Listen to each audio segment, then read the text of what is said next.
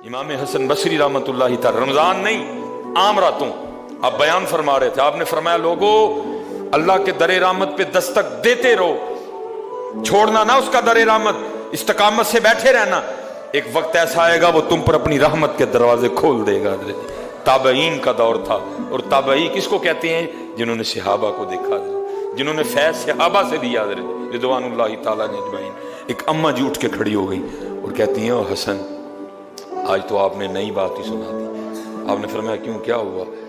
वो आगे से कहती है, हसन आप कह रहे हैं कि अल्लाह के दरे रहमत पे दस्तक देते रहो, छोड़ना ना, उठना ना, मायूस ना हो जाना, कहीं शैतान के कहे में ना आ जाना, धर ना छोड़ना उसका, दस्तक देते रहना, एक वक्त आएगा वो दरवाजा खोल देगा।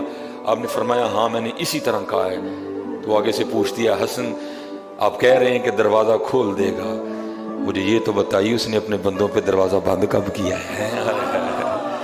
मुझे ये बताइए उसने दरवाजा बंद कब